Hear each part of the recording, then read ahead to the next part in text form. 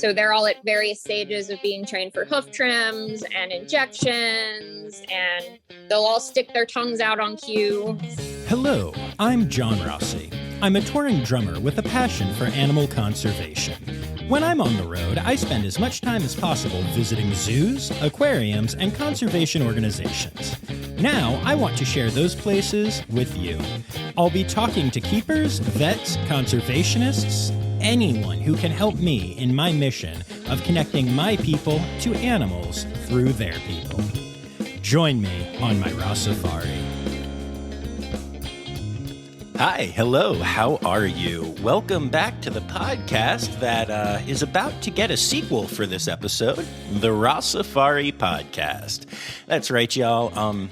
There's a little story behind this episode and the one coming after it that I kind of wanted to tell y'all about. So, if you've been listening to the pod for a while, you know that we have a very good friend of the podcast who has been on multiple times. Her name is Tiffany James, and Tiffany is awesome. She is in love with primates. She works at Zoo Knoxville, and she's just a great human, good friend, and, we've loved having her on the pod. So when Tiffany reached out to me and said, hey, there is a hoofstock keeper at Zoo Knoxville that I work with that is a huge fan and would love to be on the podcast, and I think she'd be a great guest. Well, that was a no-brainer. And thus I was introduced to Emily Mack, who is my guest today. And it's awesome. I love Emily. We have a really great conversation. We go really deep on the story of the birth of a zebra foal, and there's this great giraffe baby story, our favorite end section, the poop story. Poop story. Turns into a multi-story, kind of hilarious, kind of awesome situation that I just love. It's a lot of fun. But I have a secret to tell you, which is that we recorded this episode all the way back in January. And it's now September. As a matter of fact, the funny thing is we recorded this episode right after I got to California for my 2 months of gigs down in the LA area, where I got to go to all those cool facilities and brought you all those episodes. And I'm now editing this episode sitting in a very different part of California 9 months later. Life is weird and funny, but there you go. Anyway, however, before I could get around to releasing this episode, I found out that Emily and Tiffany had been approved to go and do some in situ conservation work in Africa. You'll hear it mentioned in this episode because that's when I found out this was happening. And I instantly came up with the idea of holding on to this episode and then talking to Tiffany and Emily once they got back from Africa and releasing them as a 2-part series. Now, I cannot stress this strongly enough. This is very important to understand. But back in the day, I used to do 2-part episodes where an interview would just go long. And so I would just split it up into 2 episodes. And let's just say that y'all were not huge fans of that strategy, instead preferring long single episodes and all that, okay? This is not that. This is something that is very different than that, and I'm telling you that now because I really want you to come back and listen to next week's episode as well. So this week, you are going to hear all about Emily's work at Zoo Knoxville with their hoofstock, okay? This episode features possibly my favorite start to an interview ever. And it's got some great stories, and it's all just really wonderful. You'll even get to hear me do an Interrupting John about butts. So, good stuff, right? However, then next week, you're going to hear from Emily and Tiffany about their situation in Africa. They went and they did the thing, and it's really cool, and it all ties together. And so, yeah, this isn't a 2-parter like we've done before, but you're going to be hearing from Emily this week and next, and you're going to hear 2 really different sides of zookeeping. The ex situ conservation work of taking care of hoofstock in a zoo, and then the in situ conservation work of going out to Africa to work with animals out there. And I'm just really excited about doing it this way, as you can tell, because I'm rambling on in this intro. So anyway, that's what's happening this week and next. And I look forward to sharing all of it with you. Before we get to the interview, make sure you hit subscribe so you don't miss any episodes, including the next one. And make sure that you're following along on Instagram, Facebook, and Twitter at Rossifari, TikTok at Rossifari Pod. You guys know all this stuff. You can support the podcast by going to patreon.com/Rossifari. Yeah. I've said enough. Let's get to it. So without further ado, here is my interview, one of my interviews, with Emily Mack of Zoo Knoxville. Oh my God, you're feeding a giraffe. This is awesome. You just opened Zoom and there we go. A giraffe. Hi, giraffe. So this is JJ. He's our he's 1 year old. Okay, JJ. He was born on Christmas Eve, actually. Aw. Hi. What you doing? And then see if I can get the other ones to come over. Cool. So how quickly do giraffes grow? I know that they're born right around 6 feet. So he was around 6 feet. He's probably around 10 feet now. Okay. When he was born, he was 170 pounds. Hi, Lucy. This is Lucy, one of our females. And then where is she? The one behind Lucy is Frances. Frances is JJ's mom. So anyway, in terms of how fast they grow, he gained about 20 pounds a week. Wow, dang. While he was growing. So now he's just over 1,000 pounds. That's amazing. I know. And then I can show you his dad. Junbei. Hello, Junbei. So this is Junbei. Hey, Junbei. He is JJ's dad, and he is about 18 feet tall. Wow, that's tall. I know. And they're about to go outside. Nice. Danielle, do you mind opening the door? Well, that was awesome. Let you see them before they get to go outside, because it's finally warm enough for them to go outside. Yeah, thank you. That was awesome. That was, it's 10 o'clock in the morning out here. And I, as you know from listening to the pod, am not a morning person. That was a really good start to my morning, because I woke up like 20 minutes ago and I still have my bed head and I'm still drinking my coffee and got to see giraffes. So thank you for that. Yeah, it's 1 o'clock here and it's just now warm enough for them to go outside. So wow. And they'll have access to the barn, so we may get some visitors back in as we're chatting. So. Well, that's trouble because giraffes are just so loud. They're just always yelling. They really are. Are they now? No. All right. Well, I love this so much because we just started and we're already completely off the plan, which I love. That's my favorite.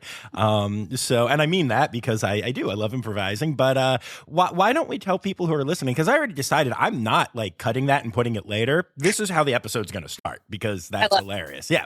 So who the heck are you? Where the heck are you? And what is your job there? All right, we'll be back after this quick break. Hi, this is Kathy Hill from the Indian River Lagoon National Estuary Program. We're all about restoration projects in progress this season on One Lagoon, One Voice. Learn about the great strides the lagoon community is taking to restore and protect the Indian River Lagoon. Each week, we dive deep into discussions with scientists, resource managers, and nonprofit leaders to explore lagoon issues and solutions. From oyster reefs to clam restoration, algae blooms to muck, you'll learn all about the projects we're tackling to bring the Indian River Lagoon back to health. Click the link in the show notes to follow One Lagoon, One Voice, learn about the IRL Council, and explore our unique lagoon.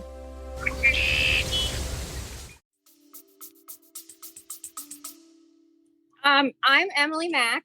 I am at Zoo Knoxville in Knoxville, Tennessee. And I am a grasslands keeper 3. So that means I take care of the giraffe. And then we also have a herd of Hartman's mountain zebra. Very cool. Gotta love getting into some hoofstock. Yes. I'm very much a hoofstock girl. So Yeah, that's awesome. So let's start off by talking a little bit about you and tell me how you became a hoofstock girl. Sure. I've been at Zoo Knoxville for 2 years now, which seems like a long time, but also it doesn't. Before that, I worked for 4.5 years at Zoo Miami in Miami, Florida. I love Zoo Miami. Yes, I miss it very much.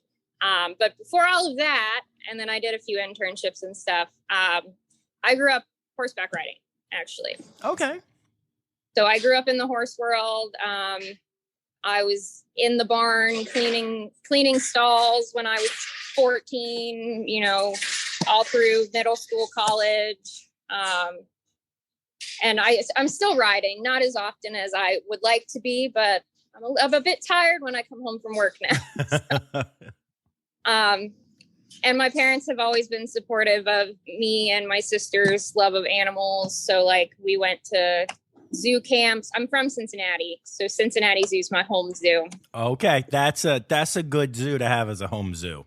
Yes, it is. Yes. I feel very lucky to have grown up going there. So I know you listen, so you know this, but I call it my home away from home zoo because it feels like I'm home every time I'm there. I love it. Yeah. But yeah, we used to go to zoo camp, and just our family still has memberships. So every time I go home, we go to the zoo, of course. Nice. So are you the only one of your sisters who followed your animal passion into this field, or are you like the Brontes of zookeeping or something? My sister's not a zookeeper, but she is in grad school, and if I'm pretty sure I'm going to get this wrong, but if I remember the title of her major correctly, it is animal ecology, ethology, and evolution. Oh, but yeah. And what she wants to do is a lot of zoos have animal welfare curators or coordinators now who use like the scientific method to evaluate animals' welfare levels and what we can do in zoos to improve that. So that's what she wants to do. If she hasn't yet, introduce her to the pod and have her listen to the episode with Trisha Gunther, because that is a big part of what Trisha does. But I think she would find it really interesting because she goes into some of what she does in that position. And she's also like the coolest human ever. So there you bonus. Go. Yeah. Bonus. Yeah, I will definitely do that. And she's doing her thesis on African painted dogs in zoos and how the sex ratio in the pack affects like reproduction and pack dynamics and stuff. So she's done observations here actually at Zoo Knoxville and in Miami and at Cincinnati and I think at Blank Park Zoo. Nice. Nice. So she's gone more the research route. I love reading research and figuring out ways to apply it to like the animal husbandry side. But I learned in college that I don't enjoy being the one doing the research. I like the more kind of hands-on animal husbandry side. Yeah.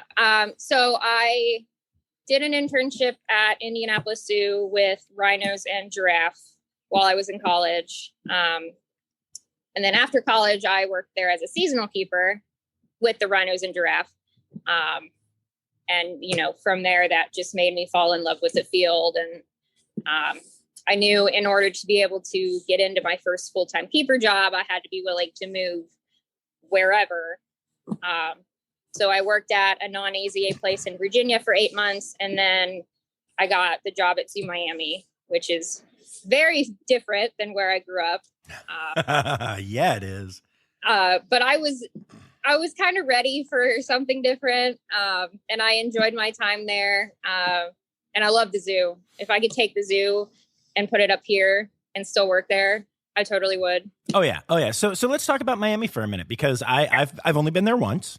When I did my interview with Ron McGill to start the second season, and I felt like a rock star tooling around that zoo with him on a golf cart, with this like famous guy.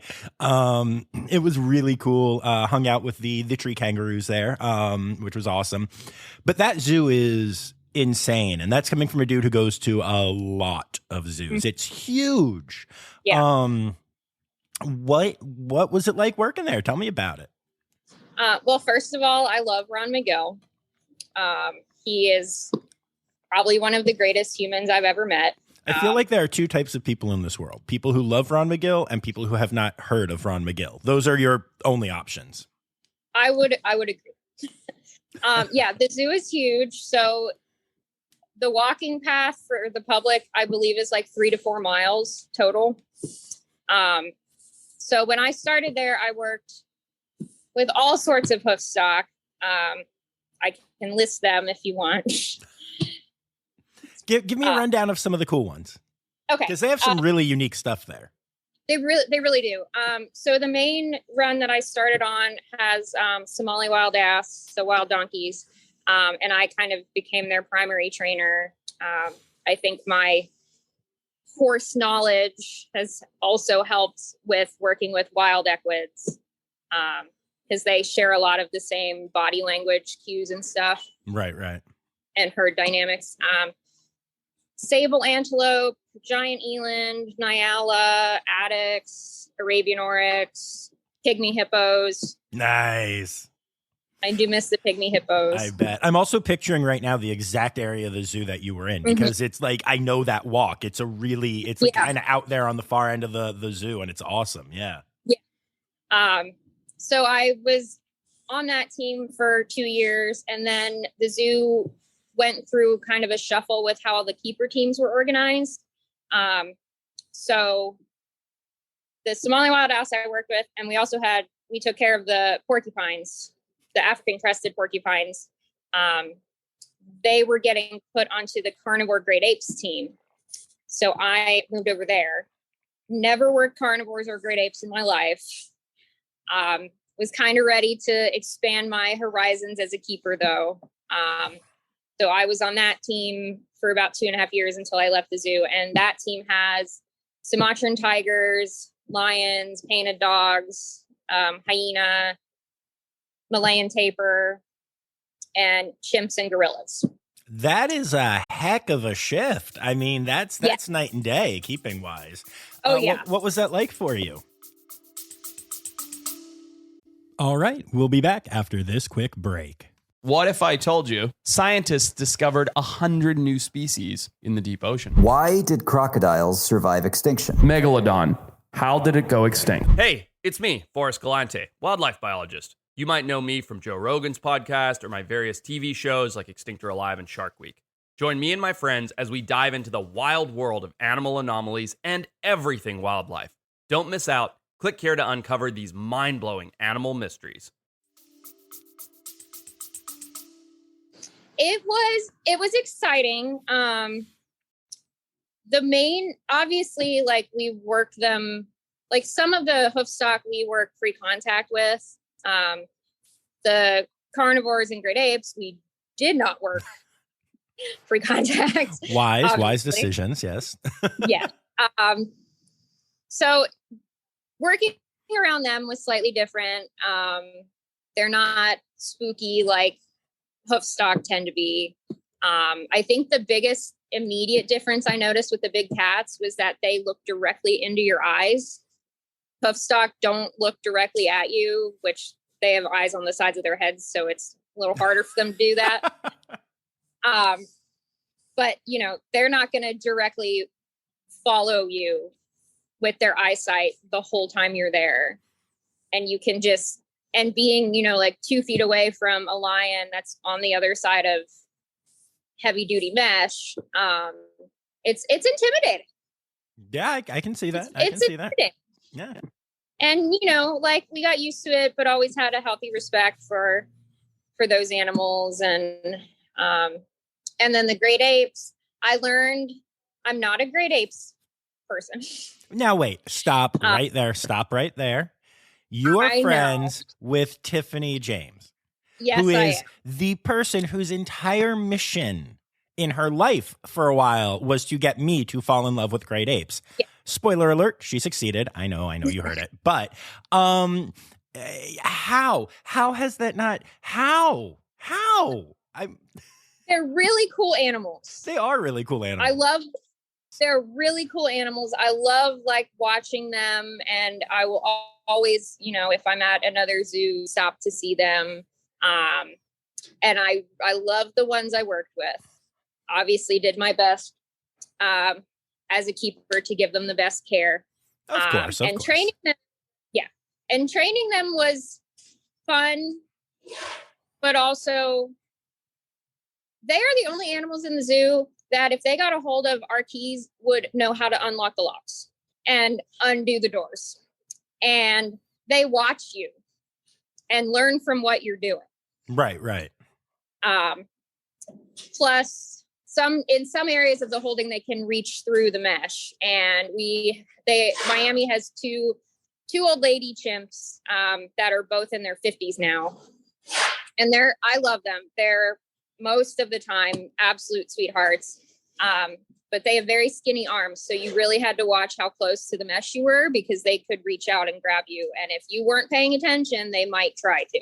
That's fair. That's fair. I can understand them being intimidating. Don't get me wrong. I just can't understand not also, being a grade 8 person when not even Tiffany, screw that, when Binti, who Tiffany introduced me to. I mean, I will tell you, sometimes I'll be at a zoo and I'm like running out of time, and it comes down to like, all right, am I going to go to like the great apes? Especially in Columbus, this happens to me because of how they're situated. You can spend all day at that zoo and not see the great apes unless you purposely like hang a left and go see them. Yeah. And I will be like, maybe I don't need to Binti. And then I like have to go over that way. So yeah.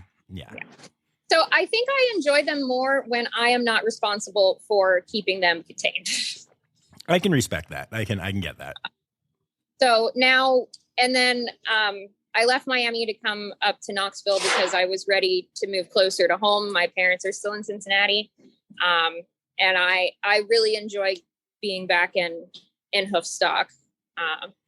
If, great apes got like added to our section for whatever reason, I would do my best to give them the best care. But I think I'm happy with my hoofies for now. That's good. No, I mean, everyone should be where they want to be. I'm not picking on you for not working with great apes. You're friends with Tiffany. I have to pick on you for that a little bit. Oh, Tiffany and I have talked about it. Yep. She's asked me for advice on the hoof stock and stuff, and she knows she can have all the great apes to work with. Fair. All right. So tell me about what it was like when you got to Knoxville. Sure. So like I said, our area has the giraffe and the zebra. And then when I started, we also had a really old lady water buck who has since passed on. So when I came in, I brought a lot of my equid experience to work with the zebra. And the zebra adults that we had at the time, we still have 2 of them. One of the females passed away almost a year ago, unfortunately. But they came from a place in Texas where they were raised in a herd of dozens of other zebra on like thousands of acres, didn't have much exposure to people. So it was a transition for them to come from that into the more traditional zoo setting like we have.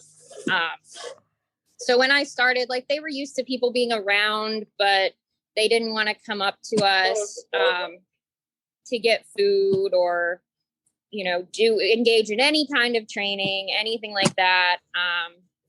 And I couldn't have done it without the help of my team, obviously. But we've been able to take them from running away if we even walk into the barn to now we're training with them almost every day, training in preparation to be able to do voluntary hoof trims on them. It's almost a struggle to get them out of the barn now if we need to shift them out for cleaning. So they've done like a 180. And then since I started, we've had we had a baby zebra born. Nice. He was born the day before JJ, the baby giraffe. Wow. Someone had a big week. Yes. And that was the 2 days before Christmas. And then that Christmas, we got like a snowstorm for Knoxville, and all the roads were shut down, and it was freezing, and Of course. So anyway, the baby zebra's name is Mosey, and because he's grown up with, his parents already being mostly confident with people, and then we've been able to just be around him from day one. He is very comfortable with people. I've been training with him ever since he was big enough to want to take food from us, which was started when he was around 5 or 6 months old. And now he's the bravest one. And if something's scary, he's the first one to go up to it, while his mom and dad, who are the other two we have, are like, oh, I'm going to see if it eats you or not. Sacrificial child. I mean, they are herd animals, so they're going to see what the other one is doing. Yep. So that's been my main kind of focus since I started. Let's talk about that a little bit. I want to hear, talk me through the pregnancy, finding out pregnant, birth, and first, like, what was that like? Sure. Well, we were not 100% that she was pregnant. So around when I started, Tom, our stallion, or Ditokums is his official name, was just like starting to show signs of sexual maturity. And his favorite female was not Lydia. Lydia's the mother of the foal, the baby zebra that we have. Tom's favorite was our other female that has since passed away, Wiley.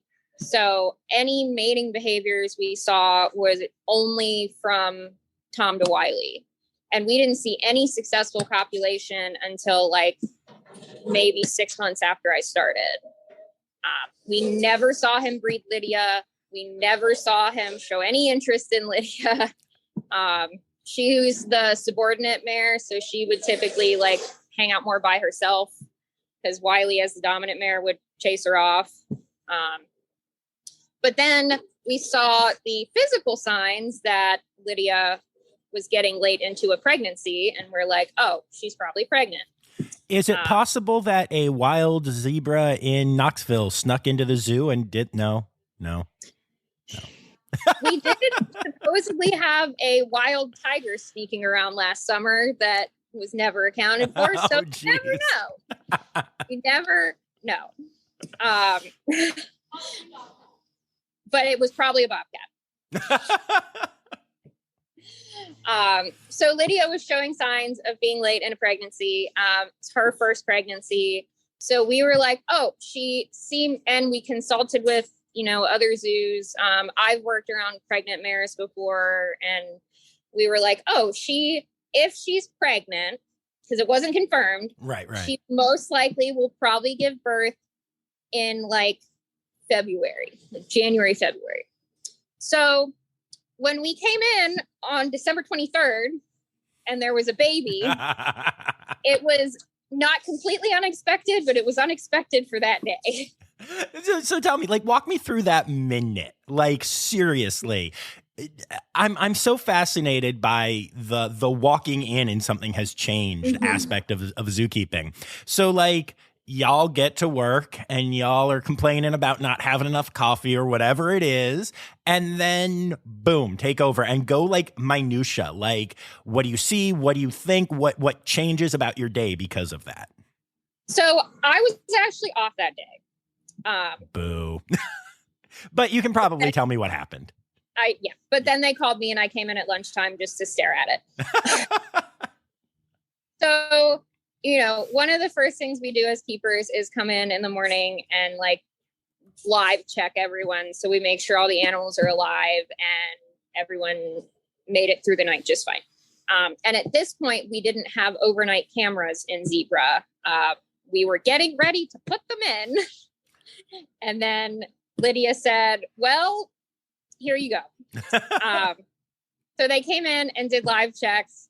And then a little bit later, out pops a fourth zebra, a tiny zebra.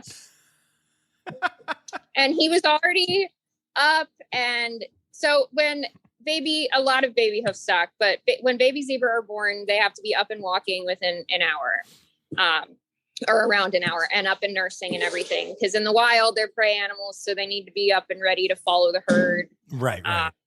As early as possible. So her Lydia giving birth obviously went fine. So the baby was already up and dry and following mom. And so from there, we do, and this is whether a baby is expected or not. We do observations throughout the day. We note first the baby was already standing. But if the baby was born and hadn't been standing, we would note when it first got up, when it first nurses. We watch to make sure it is nursing, and that mom is being attentive, because if those first few hours are the most important. A lot of mammals produce colostrum, which is like a special kind of the first milk, and that gives a really important antibodies to the baby. So if for some reason mom is neglecting the baby, or baby isn't nursing, whatever, we would need to then intervene at that point and get the baby that colostrum. And there is like colostrum replacer products that you can use. And then from there, we watch, that mom is being attentive, the baby's nursing, baby's up and seems healthy. And Lydia is a great mom. Mosey did just fine. The one thing that Mosey was not doing was following Lydia back into the barn. And this was right before we got a snowstorm, and then like 5 days of 10-degree or below weather. He was born in the barn based on where the blood and the placenta were. Right. But then at some point he followed mom out into, we have a barn and then off exhibit corrals for the zebra. And he wasn't following mom back in. So we ended up shutting Lydia in the barn and then going in with our vet team and grabbing up the baby. They did a really quick neonatal exam to make sure everything was healthy, or everything with him was healthy. And then we opened the barn door enough to shove him inside. He reunited with Lydia, and then they didn't leave the barn for like 5 days until it was warm enough for them to go out. And we could make sure that the baby was following mom. Yeah. So, and we got to it really keep a close eye on the baby. And yeah, it's good. It's good. Let's talk about something real quick. So I'm not sure. I know that all zebra butt stripe patterns are unique. They're like fingerprints. Mm-hmm. And I know that foals follow those. Like they can pick out their mom's butt in a crowd. And there's a joke there, but I'm going to skip it. But anyway, the thing that I'm wondering is if do they like imprint on that pattern immediately? Do you know? Is it like a bird imprinting type thing? Or do they just learn to recognize it? Or should I make this an interrupting John and research it after the interview?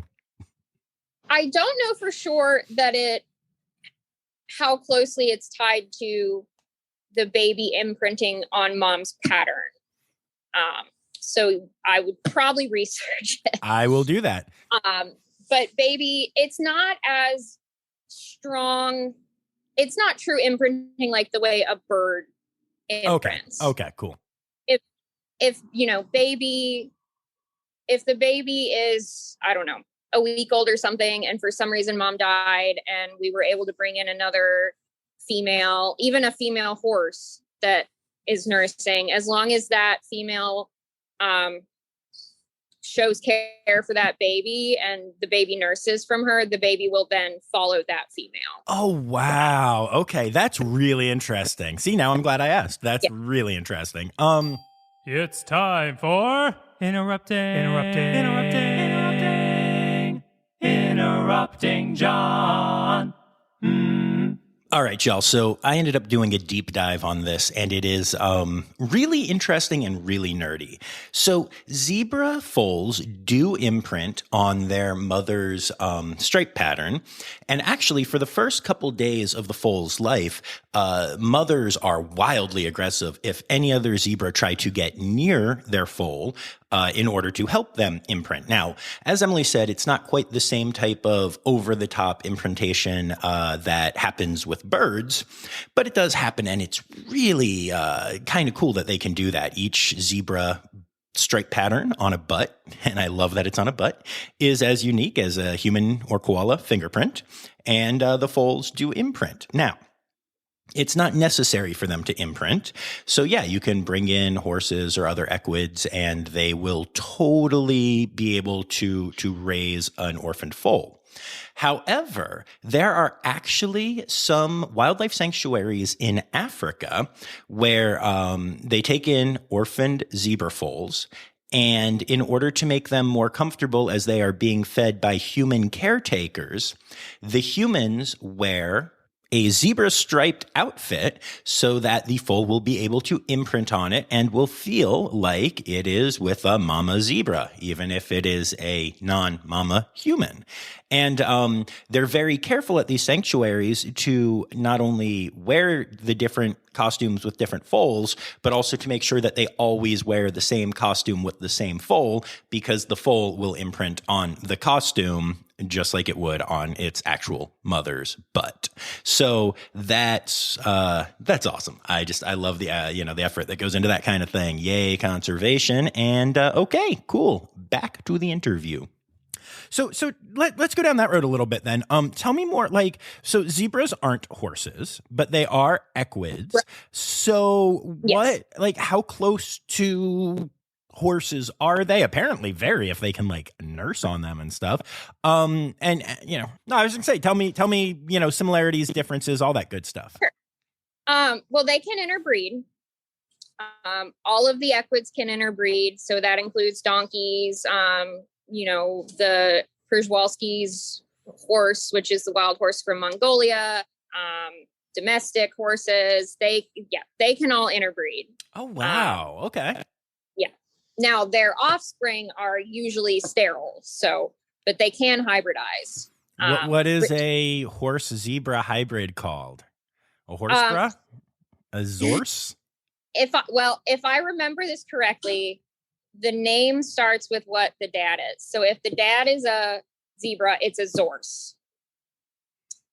If the mom is a horse. If the dad is a zebra and the mom is a donkey, it's a zonkey. Zonkey! That's just a fun word.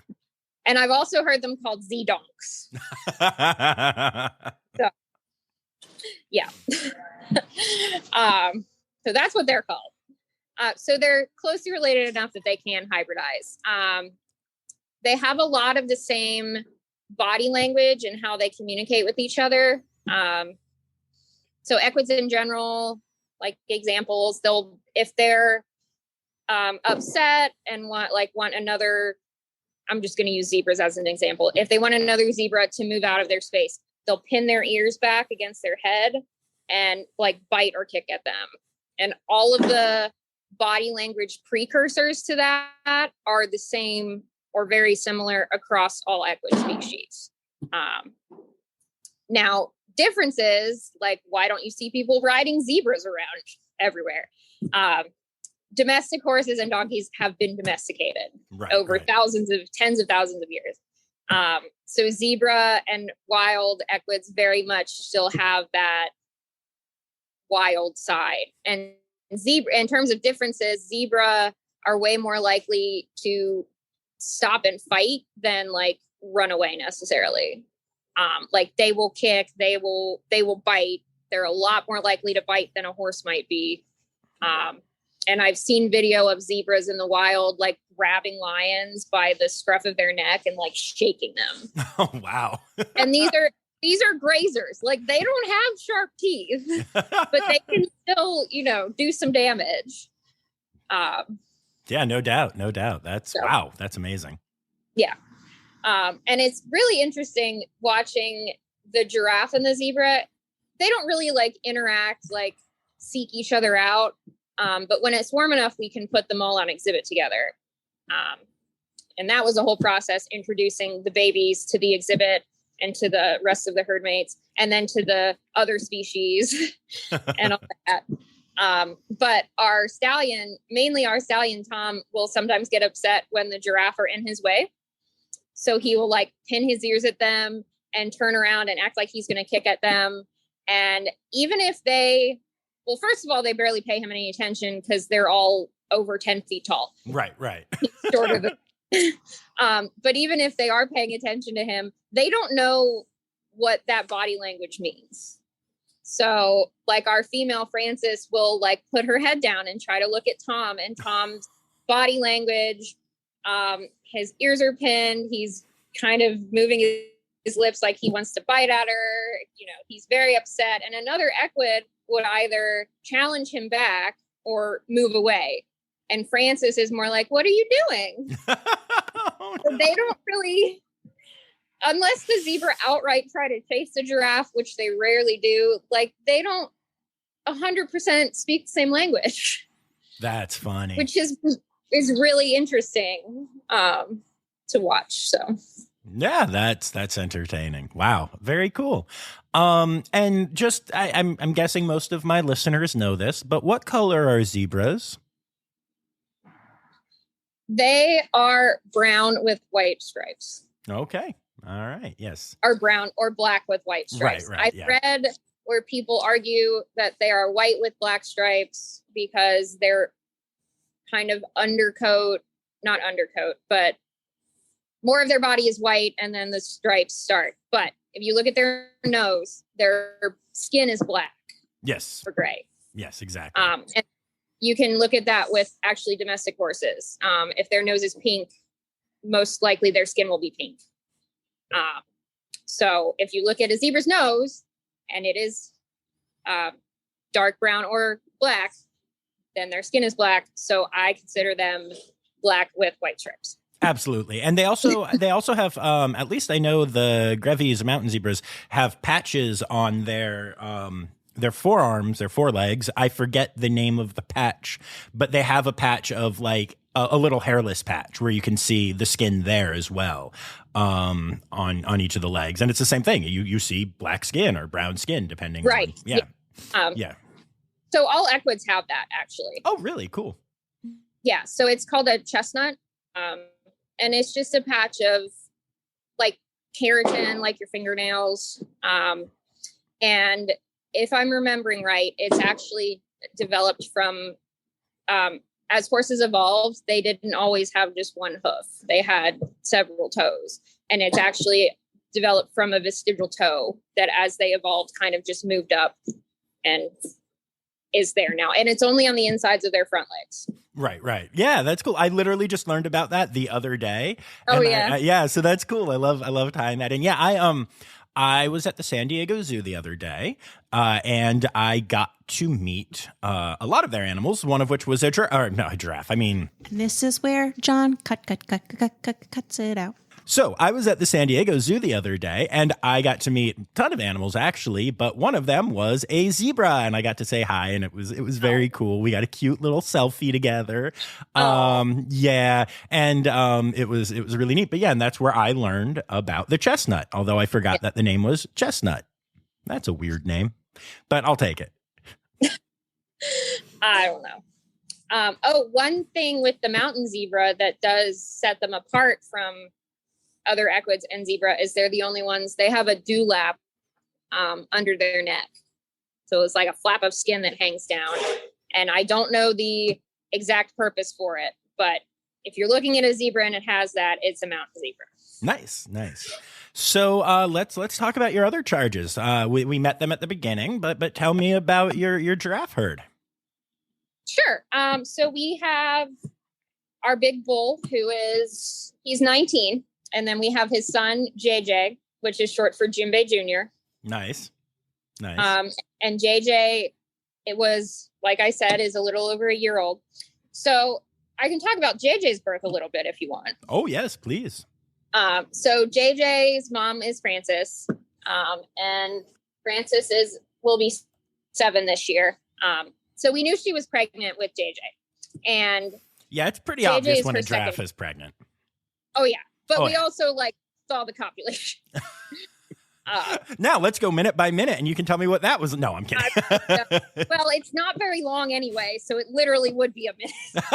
Oh, no. Or less. The actual act is not very long. The courtship behaviors leading up to it are longer.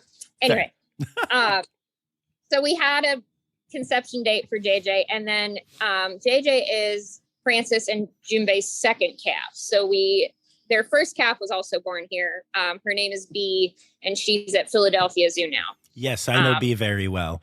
I saw Bee down at Knoxville, and I live right outside of Philadelphia, so I saw her the first day. I think she was on exhibit at Philly. Yeah, no, Bee's cool. I've spent some time with Bee. Yeah, I haven't been to see her since she went to Philly, so I need to make a trip there. But based on how long Francis's gestation with her was, our potential due date for Francis was December 17th. Now, by the time Mosey was born, she hadn't given birth yet. Oh, wow. Yeah. So we were all prepped like it could be any day. So Mosey was born on the 23rd, somewhat unexpectedly. We come in the next morning on Christmas Eve. There's a brand new baby giraffe on the ground, still wet, hasn't stood up yet. So, he stood up fine. He nursed fine. Like everything was normal with him. So he was not unexpected in that we were waiting for him, but we weren't expecting him to be born the day after we had another brand new baby. So it was very exciting, but also, you asked before how it kind of changes our day. Making sure that baby and mom are safe is like the top priority, especially in the winter, because we couldn't have them out. Like we can't have them outside. Babies are very sensitive, to cold and heat and anything. So it was, making sure everything was normal with the babies, and especially because we had the snowstorm coming, making sure like everyone was inside and our heaters were working and all that kind of stuff. So yeah, we have Junbei, JJ, and Francis, and then our other female is Lucy, and she will be 21 on actually February 2nd. So she's almost there. She's never had her own calf. We were tracking her hormone cycles for a while, and she's never, as far as we know, gotten pregnant. She's never had a live calf. But especially for Bee, she played a very obvious kind of auntie role. Like at some point she interacted with Bee more than Francis did. Other than when Bee would go to Francis to nurse. Right. And Lucy played an auntie role to JJ. It didn't seem like she did it for as long as she did with Bee. Once JJ got, 10 months or up, he's a very rambunctious giraffe. We joke that Lucy didn't like boys. Fair. Because she doesn't really like being around Junbei.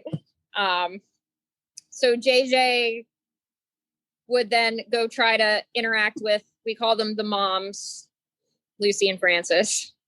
And they would adorable. Yes. They kind of kick him away and be like, no, just go do something else. Stop annoying me. But he actually really, even from the beginning, really enjoyed hanging out with his dad, which isn't necessarily like an expected thing with hoofstock. Like the males play no part in raising the babies unless it's like, a breeding, a zebra stallion with his harem of females, and he'll protect the herd from predators, but they play no part in directly raising the offspring. But JJ, I have pictures of JJ as he was growing up standing next to Junbei. He'd go behind Junbei and like kind of nudge at him to get Junbei to flick his tail to get the flies away. And then Mosey, and then Mosey and Tom, this was the first foal baby that Tom, our zebra stallion, has been around. Tom grew up with other foals, but since he's been an adult, Mosey was the first foal he's been around. And he and Mosey play all the time. Like sometimes Mosey, even from the beginning, would spend more time with Tom than with his mom. Wow. So they're both, this is totally anthropomorphizing, but they're both daddy's boys. That's really cute. I'll take it.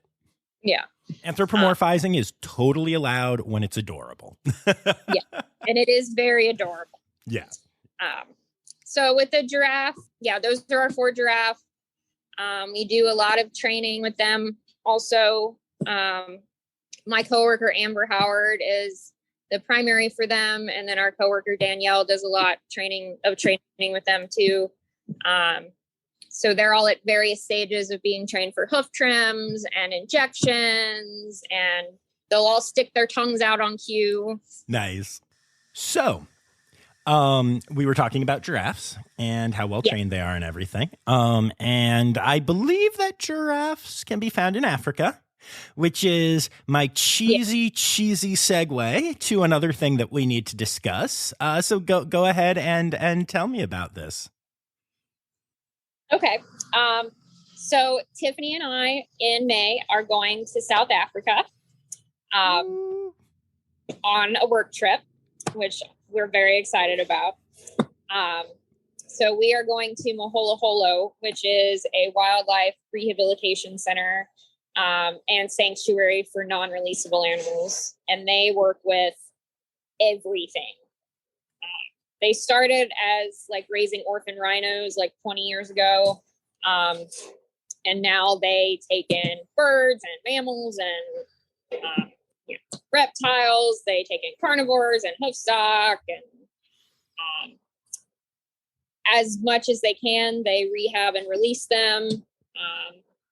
They also participate in local research projects like with endangered vultures and tracking leopards. And so we're going to volunteer, but we'll pretty much be doing keeper work. Right. That's awesome. So I'm really excited. And is this through Quarters for Conservation? Yes, it is. Yeah. Okay. So for those of you who are listening who haven't heard this yet, we talked about this with Phil, with Tiffany, with Sarah Glass. Basically, everyone I've ever talked to at Knoxville talks about Quarters for Conservation, which is this amazing thing where anyone on staff, not just keepers, but anyone on staff can apply to go off and do these programs and have it funded. And Tiffany's done it before and was hoping to go back to Africa this year. And it turns out that she is with Emily. So this is just one of the many ways that the zoo contributes to conservation in a unique way. Yeah. What did you have to do to get that? So there's an application process every year. So you can apply for one individual project and one group project. So the group, Tiffany and I applied as a group. And it's not necessarily just conservation projects overseas.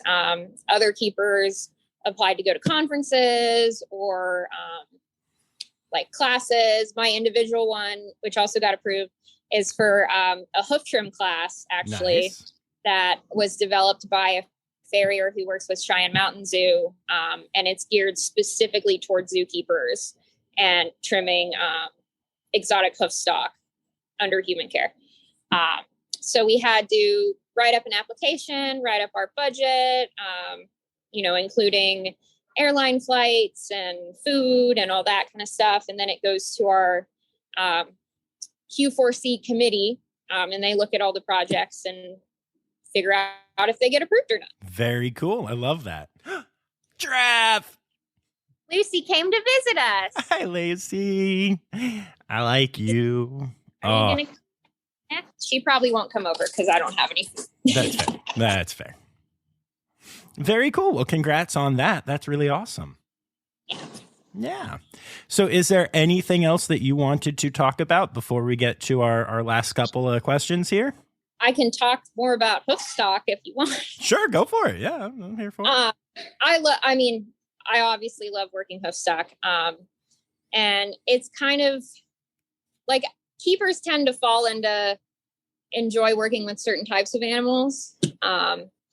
And sometimes hoofstock kind of get dismissed as like, oh, they're dumb, or you can't train them, or even from the public, like Zoo Miami has a lot of different kind of hoofstock, which is great. But, when people are walking by, they can sometimes be like, oh, it's another deer. Right.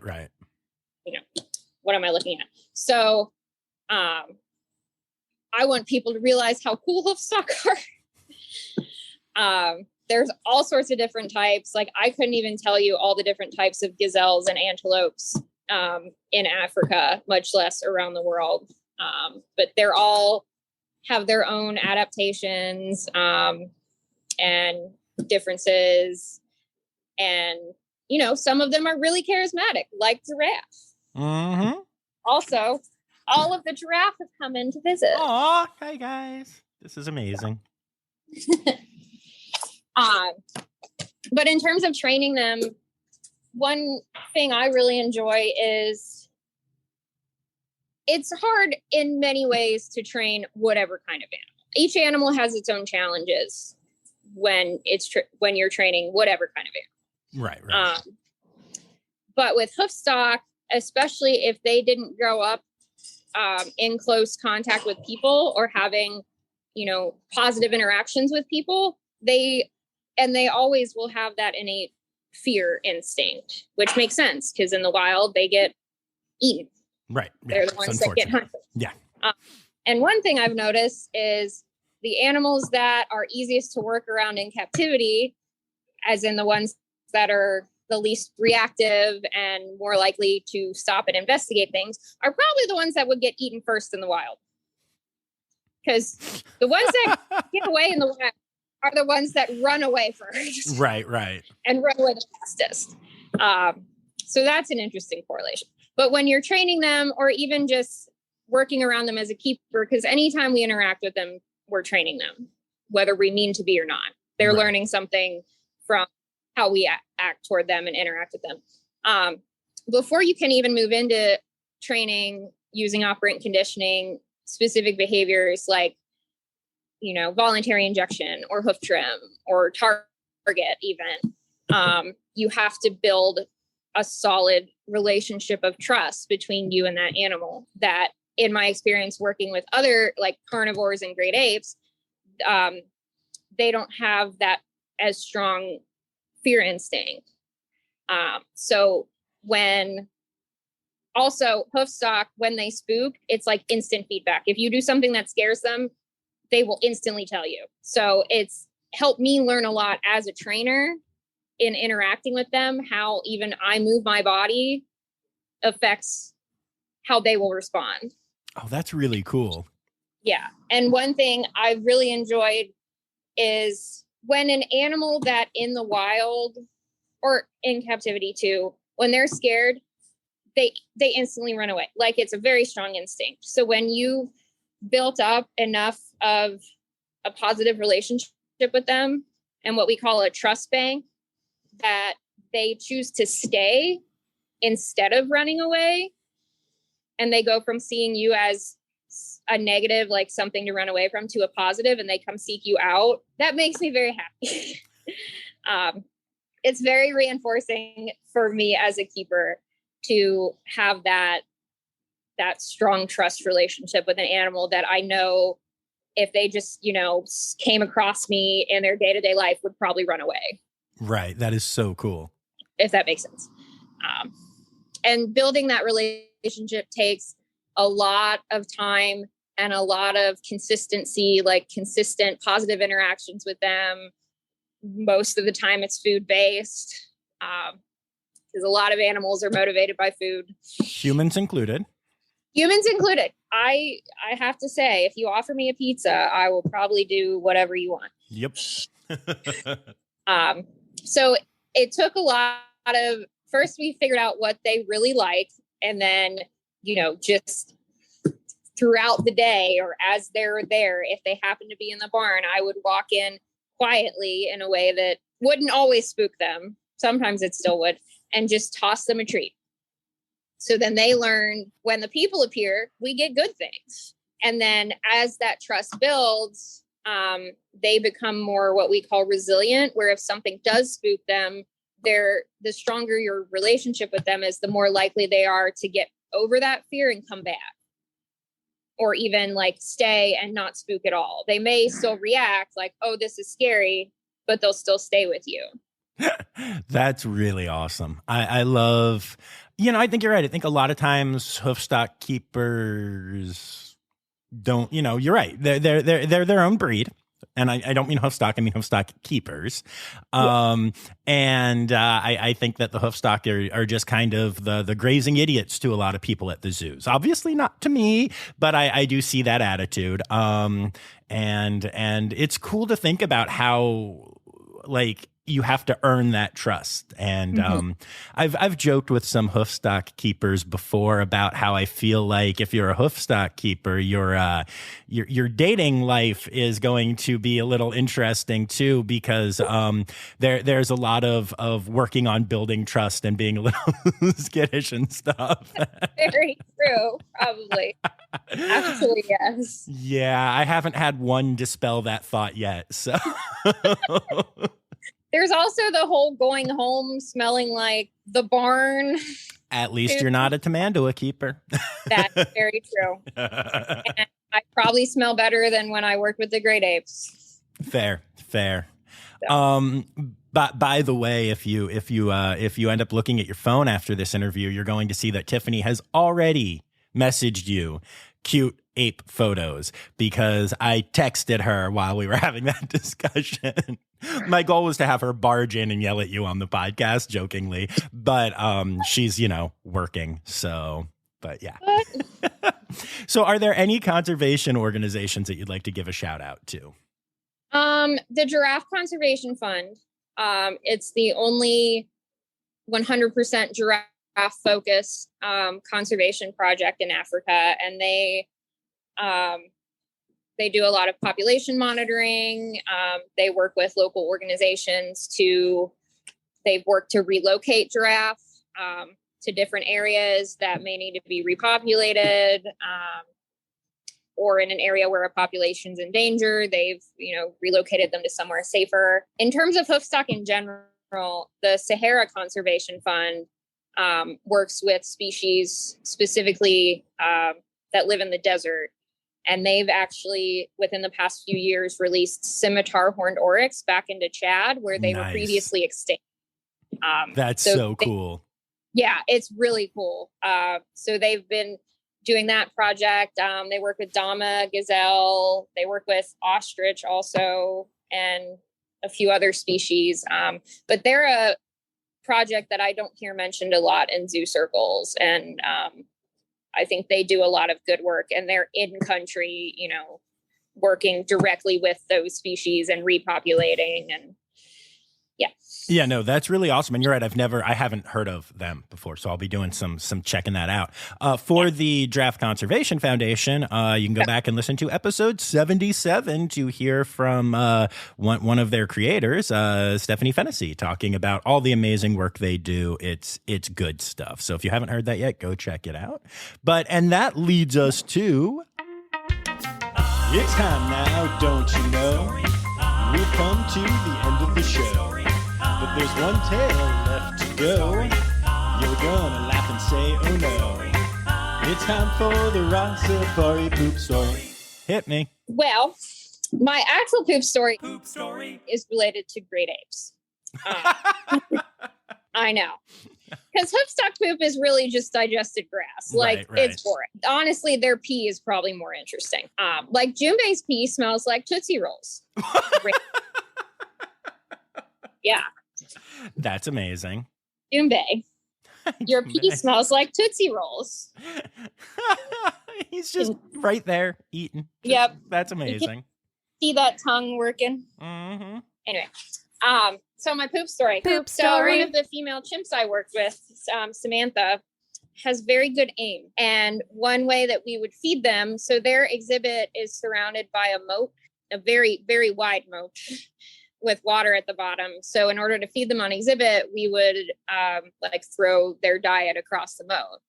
And if she's not happy with what you're giving her or not giving her, she's not even obvious about it. She's just like I'm just sitting here, and then she'll kind of move her hand, but hope you won't see, and get a poop missile. And then when you're not looking, she will throw it, and she's very good at launching it. So oh no. I've been hit in the head with chimp poop at least a few times. Yeah. Does this have something to do with why you're not a huge, ape person? Hoofstock don't throw their poop. So, and if they did, I don't think their aim would be very good. Fair. And also the chimps would paint with their poop on the walls of holding. And I've slipped in it a few times.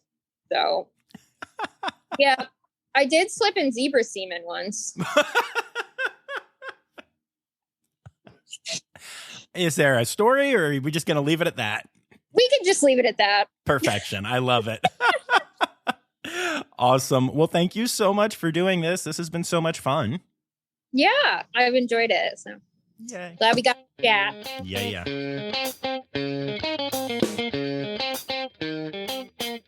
And there you have it, folks. Literally just loved that intro so much. And then the conversation got so good. And I enjoyed all of that so much. So, Emily, thank you so much for doing that all the way back in January. And I look forward to sharing your more recent interview next week.